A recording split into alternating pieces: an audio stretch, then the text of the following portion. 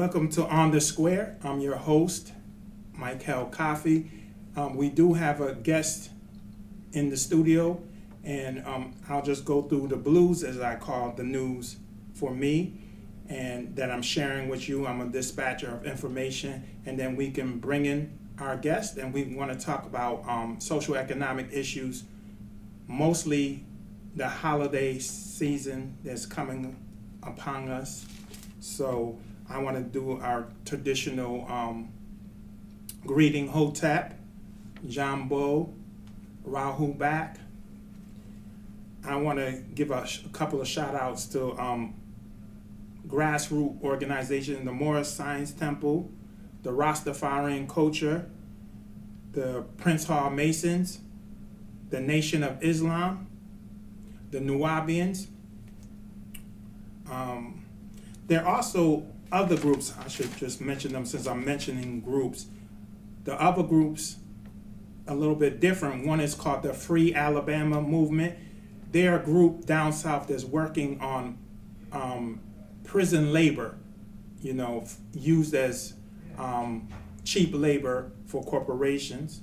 So they're fighting against the wages that these individuals in prison are making to produce a whole bunch of products for the United States. The Black Land Initiative is out of Oakland, California. They're working on acquiring land, and they're working on having blacks have ownerships of house. So they're mainly focused on housing and shelter. The Justice League, which is out of New York City. We also have the New Era Nation, which is out of Detroit. That's a fairly new organization. There's 7 chapters. They're in Chicago. They're in Michigan. They're in Washington, D.C. They're in Tennessee, I think. But you get the idea. They're fairly new in about 7 chapters. You have the Poor People Campaign, and that's out of North Carolina. But they have chapters all around the United States. Usually when you go to their website, I guess it's poorpeoplecampaign.org, then you put in the state that you're located, and on the screen they will pop up the representative of that state or that area in your state that represent that movement. I don't necessarily know if it's a organization or a movement, but if you can get more information once you put in the state you're living, and then you can get more information from the representative from that group. My group is focused on health, wealth, and self. I got that concept from KRS-One, and what I'm basing this health, wealth, and self formula is that if you don't take care of your health, then the majority of your wealth is going to go into the disease care system, to try to address the symptoms of your disease. So we have a lot of people chasing money, but then they get sick, and then they end up don't have a will and things of that nature, and that money just goes to the system. So that's why I call it health, wealth, and self. You have to have a knowledge of self. You also have to try to accumulate resources, but you also have to be as healthy as possible, mentally, physically, and spiritually. So that group is called Health, Wealth, and Self. Some of those individuals are not here tonight. One is in Texas. I want to say San Antonio, but I'm not sure. But he's in Texas. His wife is sick, and he's attending to that situation. Another member is in Virginia, and they should be traveling as we speak up to Connecticut. So the majority of my, I don't want to call it staff, but my peers are out of state, and so I'm pretty much doing solo for a little while until they get back. I have a couple of quotes Well, actually I have five. I don't know if I'm gonna. Well, before I even say the quotes, I'll just say this one quote and skip it over. The rest of the quotes is called, many people want to improve their circumstances, but are unwilling to improve themselves. So you might have somebody that acquires some money, call it Powerball, but their mentality is still the same. So they're richer economically, but morally and other things, they're lacking. So I'll just give you that quote to contemplate. I also want to mention Saturday academies. I'm for having that. There's other ethnic groups that once they go to public school, they have more schooling after they leave public school. We need Saturday academy to learn life skill and some other survival skills, a whole bunch of different skills, market skills, and all that stuff. There's two survival schools in Connecticut that I know of. They're both on the other end of the state. So we're talking about Fairfield County and New London County. That information you can get in contact with me. I can actually give you the actual name, location, the fee to go through that camp. You know, you never know. You have a hurricane or whatever kind of situation that you need to know how to survive. So I think survival school is a good thing that we need to practice. Rites of passage program with incentives. I also said incentive because we have and I'm not just saying Connecticut, I'm just saying the United States. A lot of it is just ceremonial. So you get all dressed up, you say a few African words, and you know, you give that young person your blessing. We need to really have a serious rite of passage and also give them an incentive. You know, some ethnic groups, they put some money together to help that person that's transitioning from a youth into adult. So we need to work on packaging our rite of passage program to make it beneficial for our young people. There's a website, WeBuyBlack.com. I'm not vouching for it. I know it exists. I know they're trying to do help our people to try to support black vendors and all that stuff. But I'm just putting it out there. You do the homework to look into it. There's that website. I believe in civic clubs, so we learn more about the political process. I voted, and I didn't have too many people that I wanted to vote for, so that's a problem. I probably have to do more research on how I could be more effective to make a difference. A lobbyist for the Black Collective, and I know there's some that exist. I'm not saying there's none out there. There's a couple that I know of. It might be more, but we definitely need one that will do the work for the people, so we can go to the government and say, for these votes, for this donation, this is what we want for in return. Our votes have been taken for granted for too long. We just vote and then we sit back and see what's going to happen. We need a lobbying group that's going to lobby for our people to say, hey, you got this X amount of million votes, you got X amount of money, what we're going to get for that in return. And I'm also a big fan of study groups, and this study group is in Springfield. I don't notice any study groups in this area. I'm not saying there's not. I'm just not aware of it. I'm aware of the one in Springfield, which is you're going to have to pay money to participate in that study group, but I know that individual instructor, he's decent. The Rites of Passage program, there's a program here that's in Hartford and in New Britain, and that brother that runs the Rites of Passage, I think he do it twice a year, one in the spring and one in the fall. But he's also knowledgeable and it has a good program too. So I do have that. I have both of those address, phone numbers, and contact person's name. I just don't have it on me right now. But people know me. You get in touch with me, I can give you that information if you want that information. And I'm thinking I'm running out of time, and I want to give my guests some opportunity to express their opinion. So I'm just going to skip this for now. The last two things, I have a pocket constitution, and I always bring it up as the people that watch this show.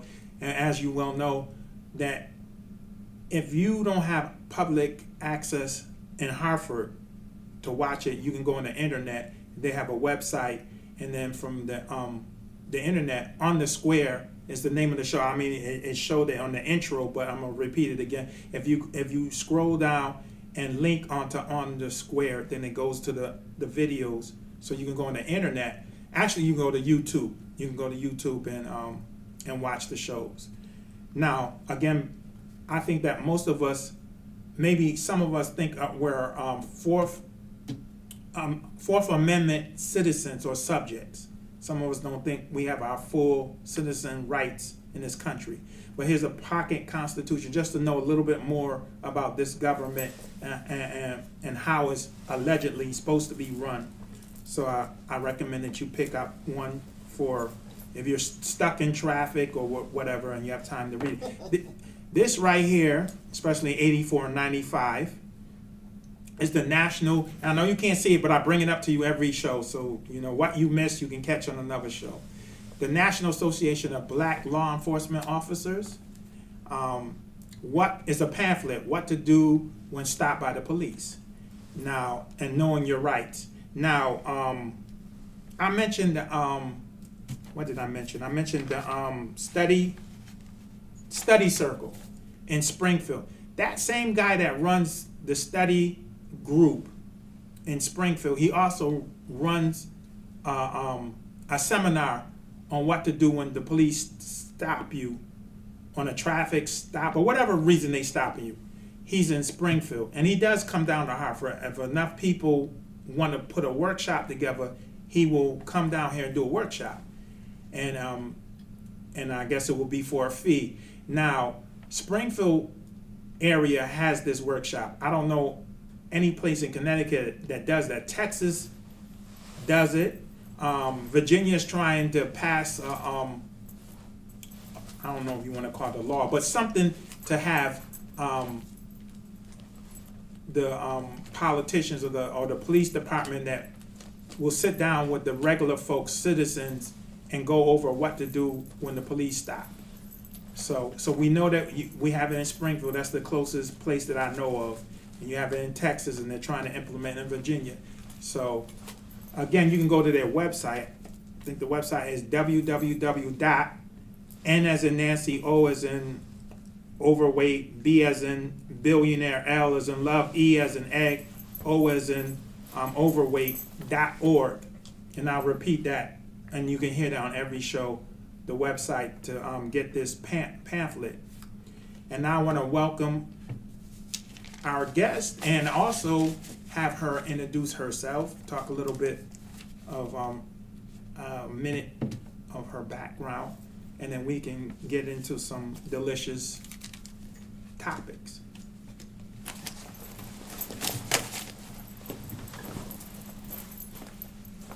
Thank you for coming. Nice to be here. Okay. And you have the floor right this second. Okay, so my name is Dr. Sweets Wilson. I am a psychotherapist and just here to have a dialogue with you. Okay. We did touch a second on the election, but we're gonna focus on the holiday. Thanksgiving is the next, right, Thanksgiving is the next one, right? Yes. So you would never know by the stores. They're already putting out the Christmas yeah. If you want to talk a little bit about the history in this country, and we don't want to turn it into a history course. I know that the Wampanoag Indians out of Mass welcome the pilgrim. And I'm using the term because that's the textbook term. We don't know if those Europeans called themselves the pilgrims when they came here. There's a lot of labeling going on in this country, and that's not necessarily the name of those individuals. So we're just going to go with the conditioning that we got from school. We know that they set up, allegedly, because we wasn't there, but allegedly they set up a trade, and those Europeans wanted beaver fur, and I'm gonna use the Canadian term, people of the First Nation, instead of calling them Indians.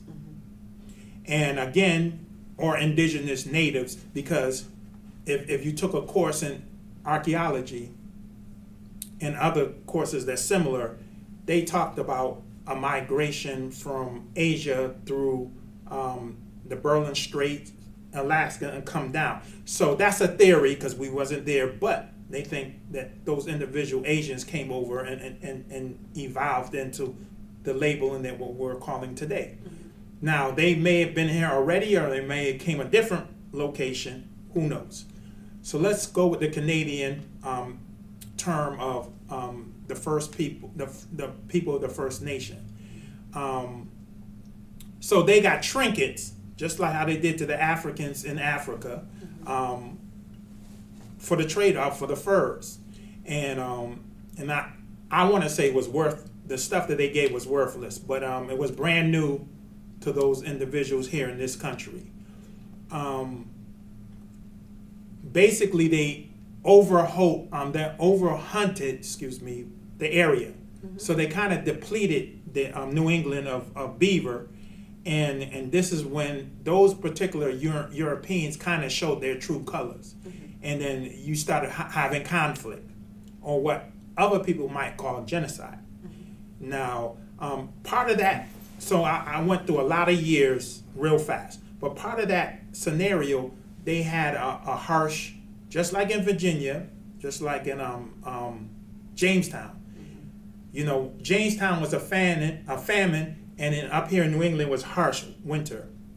And if you're not experienced in this part of the world, you kind of don't know how to navigate as better as the people that are already here. So they showed them, and also showed them some love on giving them survival food, which a lot of people want to credit that as a Thanksgiving, that first Thanksgiving of not political Thanksgiving, because we know the president, went into having a certain holiday, to be this that we're celebrating now, but the official holiday was coming from that moment when they sat together and ate food, shared food together. Now, you can add on part of that history. I took a lot of time to explain that, but that's a lot of time that I covered. And of course, you had the governor of Mass, and with Thorpe, I think, was the governor, because she just springed it on me, so I'm trying to go through history. He was the governor at that time, and he was a very mean person, in my opinion, and he did some awful things to the people that were here already. So, the main $1 million question, is this a true holiday that we're celebrating, or is this a commercialized blueprint to get you to buy a lot of food and gain weight? Okay, so thank you for bringing us from the early stages. You kind of sparked back memories when we were in school and they talked about it. But the present day Thanksgiving, I feel is losing some of its effectiveness as society moves towards a different viewpoint. And I guess that's just part of evolving and aging and a new generation coming along. Growing up, we didn't have the internet, we didn't have Black Friday, and it didn't become so commercialized. Okay. It was a day of, yes, we overate. It was just having lots of food in the And dessert too. oh yeah, can't forget the desserts. But it was with the understanding that the early pilgrims, or what did you call them? The first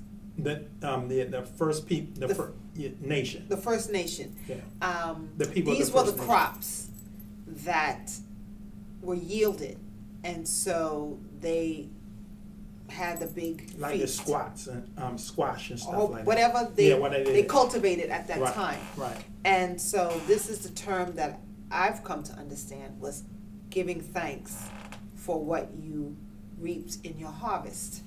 And as time evolved, we started adding different things, like the turkey, and then we have different, depending on your ethnicity, will determine what dishes that you have on the table. Right. You know, the traditional macaroni and cheese, and yams, and sweet potatoes, and you know, things of that nature. So, Let me interject. We're talking about here in the United States. Other ethnic groups around the world had harvests. We're not talking about their Thanksgiving. We're talking about here in the United States. That's right. Just to make that clear. That's Go right. ahead. And it was also a time when family got together. You know, family would come from all over, gather at maybe one person's home, usually the one that has the biggest dining table, and they bring dishes, and we just sit and laugh and talk and eat and eat and eat until you lose that top buckle, and then you're like, oh, I forgot dessert. We gotta run around a little bit so we can make room for dessert. But it was still a time of coming together with family and friends. And I've noticed over the years that just like Easter, now we have to call it Resurrection Sunday, it become more commercialized. It started with that whole Black Friday. And So Black Friday is after Thanksgiving. yes, it's the day after Thanksgiving. And if memory serves me correctly, it was like midnight. And when it first started, and people would wait online for hours until the store opened, and they had Which a they lot of open early, discounted. like around 4 o'clock, around. No. Then it was after midnight. It was like 1, 2 a.m. People were lining up for the stores to open up in the morning, and the prices were discounted. However, there weren't a lot. Like for instance, like I hear about the big screen TVs and stuff like that. They might have 2 or 3 of them on the floor. And as time went on, it became a fad, and people were camping out. And now the stores are opening up earlier. You know, and so it's like taking away from the family gathering, because now you want to go to the store. People would eat and then hurry up and go and stand online to go shopping. Like, come on, these items are going to be there. You know, actually, what happened to the good old layaway? I mean, come on, just put it on layaway. Spend time with your family and friends. But yeah, so it's this whole mindset of just having to have abundance of materialistic things, and we lose the core value of spending time with people. I was going to say that based on your employment, you might be going to work in the morning. I noticed that whether it's it's mainly 84 in this area. Because you really don't see too many stores on 91 in this area. You have to go further down. But what you see is the tents. So Yes. so what you're doing is you're having people actually camping out, because it's not going to always be the perfect weather for you to be standing in line. And some people don't like to stand like myself. So, you know, instead of having a chair, you just have the sleeping bag and all that stuff, and you just bypass. So you're leaving the house early, like you mentioned earlier, and then you're actually like kind of sleep or taking a nap before the store open up. Yeah. And that's crazy, because like you said, you're losing family time when you should be bonding or Yes. reestablishing Yes. the connection that you have, because a lot of times people are coming from other locations. Like my family is spread out. Before, I used to call our house the Big Mama house. Yes. And so everybody would come they don't necessarily stay, but they make drive-bys. They come Yes. in and they say Come in, hi, they grab yes. something, a little bit of Yes, food, yes. and they leave. So you have that connection, you Yes. keeping that connection. Mhm. Now they're spread all over the Mhm. planet, Mhm. and so, Mhm. you know, and then, and now it's Facebook, like you said, and the other social media. And I'm like, I'm not really cool with that in terms, you know, I would like, and I also know that you can't necessarily pop and go to California if that's where a relative is just spring. You would have to plan, but still, and it was a time, like you said, that we made that effort to connect. Yes, You yes, know. we did. And also, from a behavioral health perspective, I've noticed over the years that as holidays approach, and people tend to isolate more, we find a lot of sadness around this time of year. Sometimes it's because of the loss of a loved one, or they don't. There's no family to connect to. Because think about it, if I'm not going to have dinner at my home, then I don't have anyone to invite. And so there's a lot of people who, you know, we used to invite the neighbors and stuff like that. Always, if there was a coworker who was not from the area, maybe from out of town, but the job transferred them in, you know, you invite them Well, let me into ask the you this. home and stuff like that for dinner. Let me ask you, because we spoke on this a few minutes prior to the show. My brother just passed yesterday, and if, as you being a behavior health worker, and I might say, I'm saying this for the sake of the show for other people to hear this comment, is what do I have to be thankful? And I lost a brother that I didn't have any issues with, meaning in terms of we didn't have no conflict. You know, we were on a nice terms, and he passed. You know, and I miss him already, because I know he's not around. It's hard to miss somebody you can go visit them. You know, but when that option is taken, now you really see what you're missing. From a behavior health perspective, what would you say to me in real time, because this just happened yesterday? Okay, well, we have to infuse some behavioral health with some faith-based, okay? And so if we do that and we are on agreement that there is a divine order, yes, then you say, okay, the Creator who created us created your brother and you. The time that you had with your brother is the good memories that you will always have. But when the divine Creator decides that he wants his son to come home, then it's time for him to go. And so the way you look at it as, be thankful for the time you had together, and that your relationship was not a strained relationship, that it was a good and positive relationship, and that moving forward, that you will live your life and emulate your life in a way that would be a good role model, that he could look down upon you and say, I am proud of my brother. Okay? Yes, we're going to miss that individual, the laughs, the talk, the presence of the person. But life and death is the whole continuum of what we live in. People do not live forever. And so we have to then find the goodness in the sadness of it all. Okay. So for Thanksgiving, as it comes around, you say, you know, again for you, be thankful for the time that you did have together, okay? And those fond memories that you will have. And so when next year come around this time, instead of being sad, you can say, you know, if my brother was here, this is what he would do, and tell something funny and comical about, you know, or what would make you laugh and bring a smile to your face, you know, because again, it's not going to bring him back. So we honor the memory of that person. Okay. So do you want to continue on this Thanksgiving, or do you want to go to the next? I follow the host. We can move on to the next. The next one, and I think, do we have one more holiday before we hit Christmas? Veterans Day. Veteran Day. That's coming up Monday. Well, it's really Sunday, but they're going to give us Monday. And it's ironic that my brother was a vet. So again, that is going to bring up some memory, because I know growing up and seeing them in their uniform, you know, and I used to wait. Well, a lot of people in our family used to wait.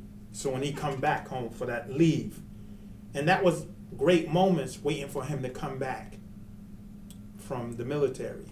So, and then, you know, I still have some pictures of him in uniform and some accomplished that he had in the military and stuff like that. So, you know, once you have the Veteran Days, some of that stuff, memory is going to pop up too. But since we already spoke on my brother for Thanksgiving, to give thanks and remember his memory, then we have the next thing, Christmas. Yes. And Christmas. Which now, the new thing is we can't say Christmas because it's offensive. Yeah, we that's have true. to say Happy Holidays Yeah. because we have the word Christ in there. Yeah. You know, yeah. Yeah. And So the thing again, I'm gonna try to condense it, summarize, cliff note it. Christmas is probably the hardest holiday to explain because it's taken from so many different ethnic cultures and different time periods. So everything from is taken from other cultures and just bang into a one big holiday. The Christmas tree concept is a concept that happened in a lot of cultures. The Egyptians did it, the Germans did it, the people from the Mesopotamia area, so we're talking about Babylon and those areas. So you got a whole bunch of people that decorated their trees. The Egyptians did the date trees or plants or whatever you want to call it. They decorated that. The Europeans did the evergreen because the evergreens was one of the few symbols of life, one of the few green things in a land of snow and cold. Now, explaining the European decoration of the tree, I don't know how much is mythology and how much is factual. They claim that they had a tradition of getting drunk, decorating the tree, and doing some sexual activities that wasn't with their wives. And then Saint Nicholas allegedly seen this practice, and I kind of went ahead of the story. What happened is he seen the behavior, and then he said instead of celebrating life that way, you should decorate the tree. So Saint Nicholas, according to the legend or mythology, told those Europeans to decorate the trees, and that's when we get this Christmas tree decoration activities going on. That's one thing. The gift given came out of the German culture, German tribes, where this is kind of violent. So what you had was, if you were good, you got a gift, and if you were bad, they took a mace and it would hit the little child, and necessarily don't have to be little, but they would get hit on the head with the mace. So obviously we eliminated, I shouldn't say we, but this culture has eliminated the mace hitting, and I guess they want to say they put coal in the socks and they give you the gift versus, you know, if you're good or bad. Santa Claus thing, in the Roman Catholic Church, in the ancient times, you wear red. So you got that red that they embrace on Santa Claus, but Santa Claus is more of taking away, borrowing again from the Norwegians. So the Norwegians had gods where their main god was Odin.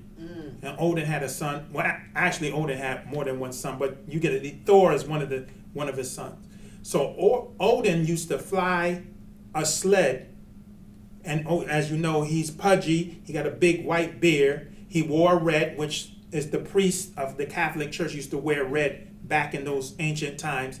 And then Odin didn't have a reindeer, but he had goats pull the sled. So you got those concepts borrowed. You also had the mistletoe from Europe.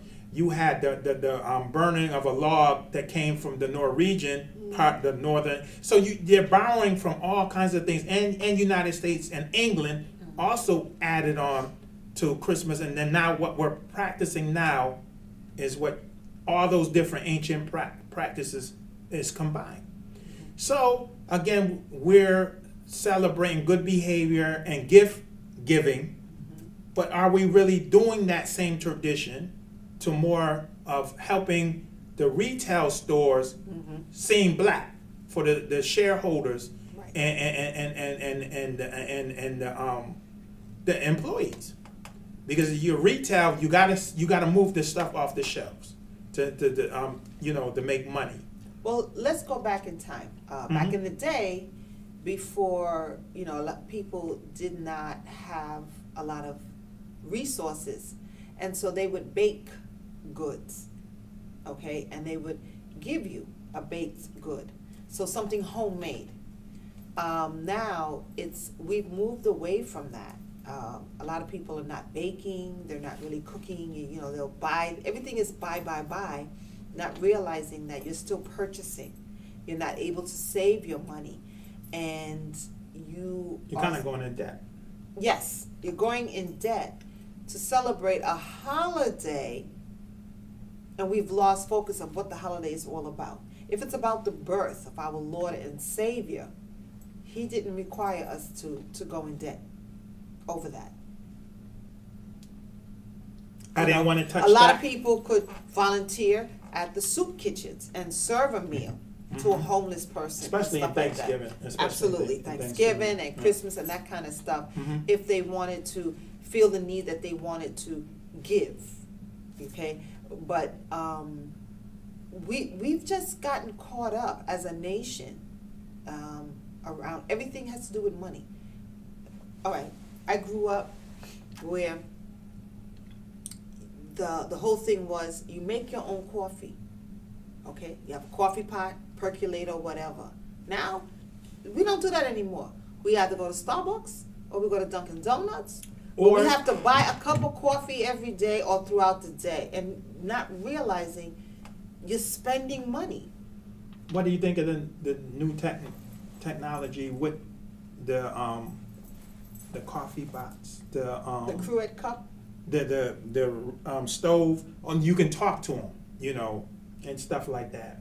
The new tech that they're having right now is fairly new, but I mean it's getting out of hand. So once you have your appliance customized, and I think they're going through Amazon or wherever provider is going through, more of your information is now in cyberspace, which I don't think is a good idea.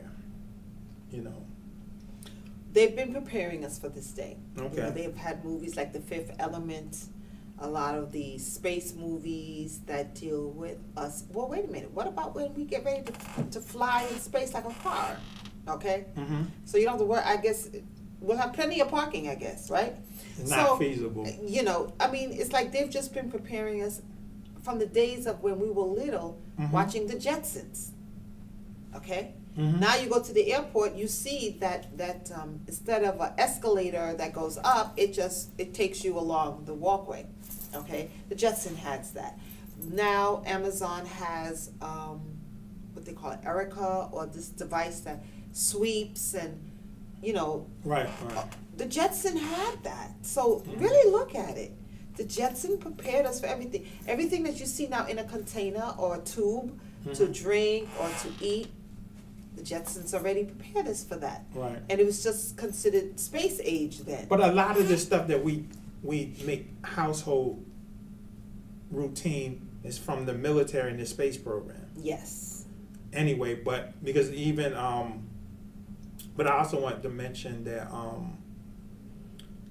when you mention cars going into the atmosphere and this and that, now they want certain things, but once you from your college days, you have theories and practice.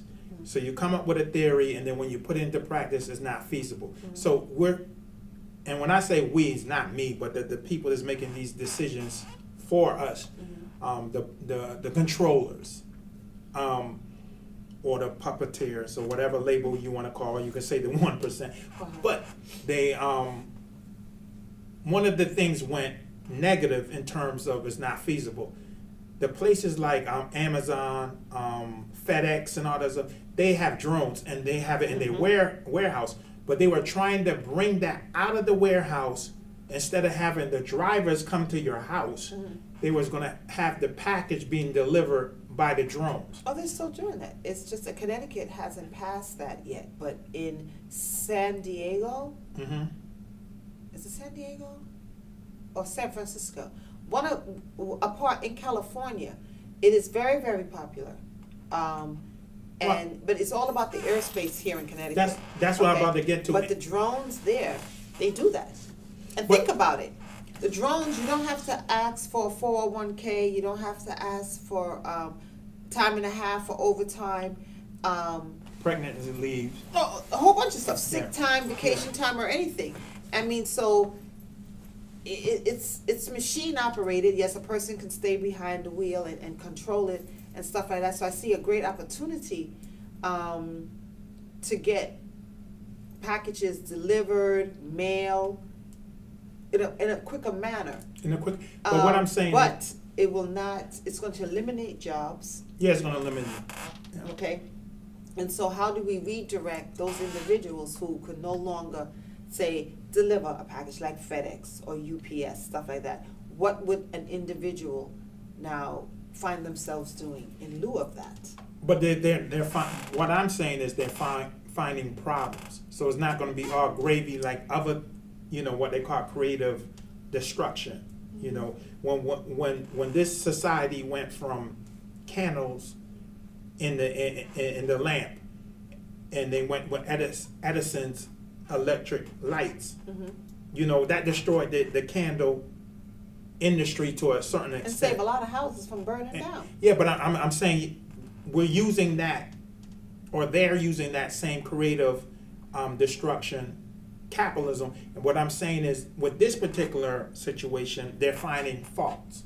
Yes, because it's new. It's new. They have to work out the kinks. But you use a very strong term, destruction. How can evolution or advancement be considered to be destruction? It's not my term. Things cannot stay the same. Yeah.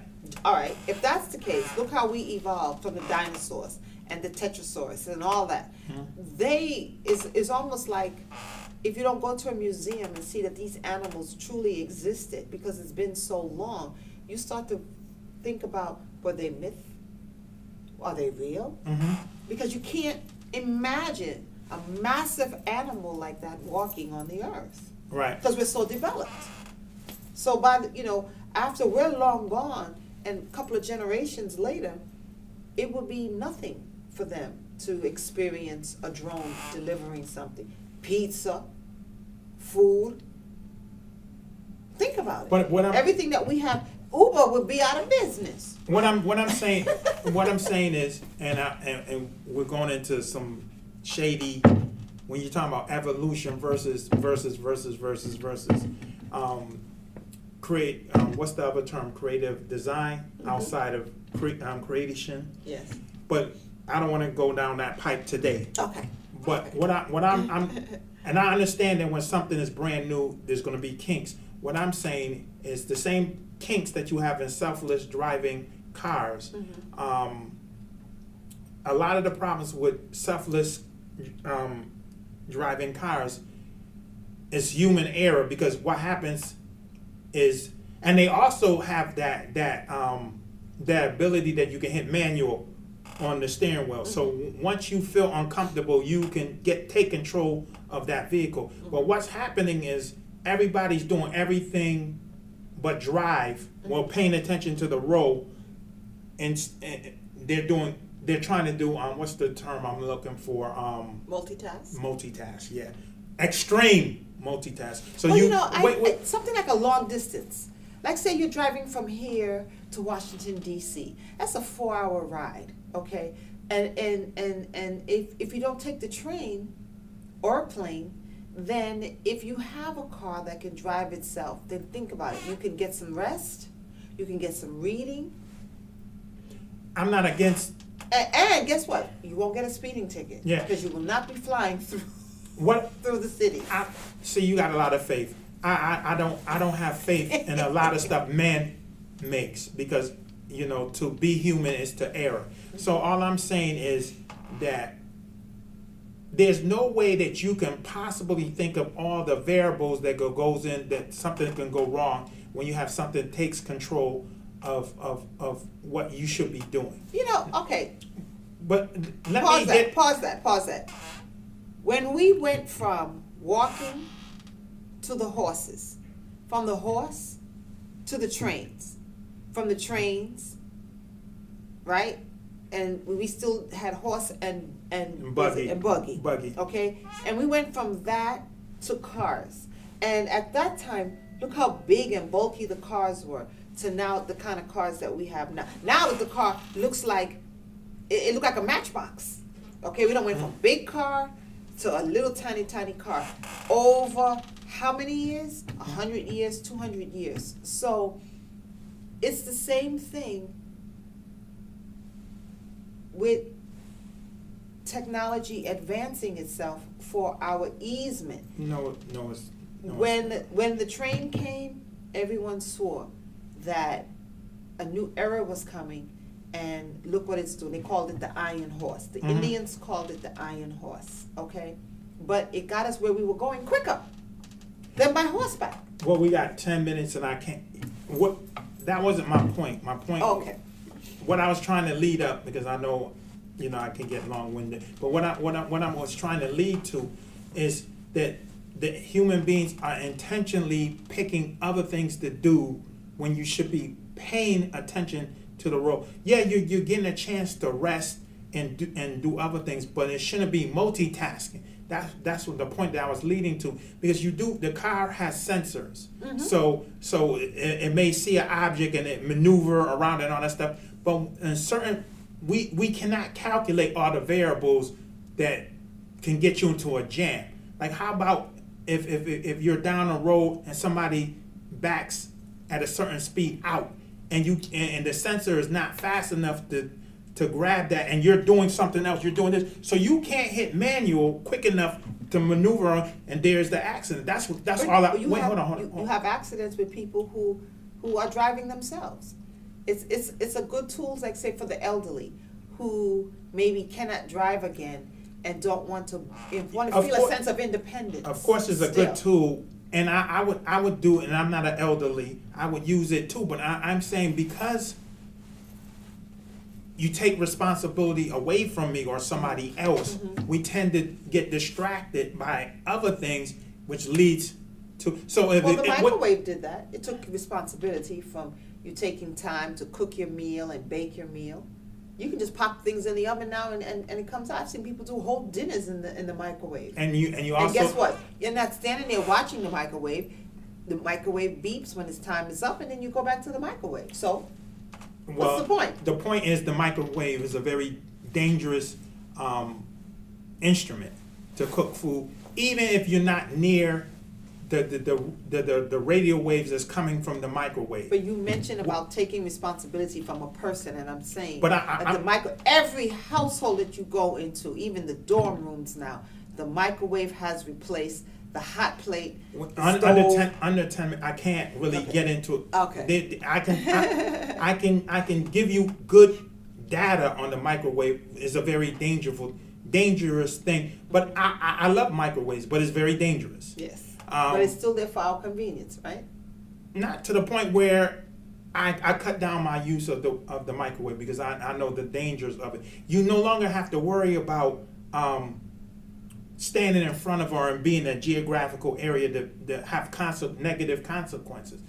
The food is the molecule, they call it molecule friction, that affects the food. So after you have your food microwave, it's doing internal damage to you while you're eating it, because that molecule friction that's going on is still going on in the food. That's called the heat. And what is actually working on your internal organs while you're consuming it. That's what they're not telling you. I mean, if you go into the trade magazines and you go into talk to a scientist, he'll give you that information. And that's what the common folks don't know. We're looking at the convenience and other things. We're not looking at the damage that they're that is doing. I'm not even talking about. That's why I just pray over the food and hope for the best and keep moving.